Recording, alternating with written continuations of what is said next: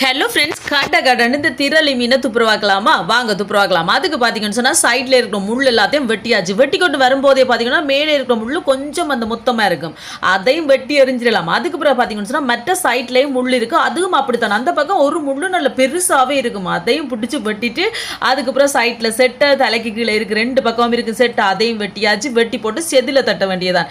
இதுக்கு வந்து கொஞ்சம் செதில் கூடவா இருக்கும் ஃப்ரெண்ட்ஸ், ஆனாலும் தட்டிடலாம். அதுக்கப்புறம் வாழை வெட்டி போட வேண்டியதான். வெட்டி போட்டுட்டு இந்த மாதிரி ரெண்டா துண்டாக்கிட்டு உள்ள குடல்கள் இருக்கும் பாருங்க உள்ளுக்கு, அது எல்லாத்தையும் வெளியில் எடுக்க வேண்டியதான். அதே மாதிரி தலை பக்கத்துலையும் பார்த்தீங்கன்னு சொன்னால் உள்ளுக்கு பூ அப்படியே பிச்சு எடுத்துட்டு அதுக்குள்ளேயும் அந்த குடல்கள் இருக்கும் அப்படியே. ஏன்னா நான் ரெண்டு துண்டா தானே போட்டிருக்கேன், அதால தான் அதையும் பிடிச்சி இந்த மாதிரி இழுக்க வேண்டியதான். அதுக்கு பிறகு பார்த்தீங்கன்னு சொன்னால் தலை பக்கத்தில் அந்த சைட் செவில் இருக்கு, அதை வந்து வாயோட சேர்த்து வெட்டிடுவேன். சில பேர் பார்த்தீங்கன்னு சொன்னால் அந்த வாய் பல்ல எல்லாத்தையும் சேர்த்து மீனில் போடுவேன், நான் அதெல்லாம் வெட்டிடுவேன். இப்போ எல்லாத்தையும் வெட்டி எடுத்தால் சூப்பராக மீன் ரெடி. குழம்பு வைக்க வேண்டியதான். வீடியோ பிடிச்சிருந்தா சப்ஸ்கிரைப் பண்ணுங்க.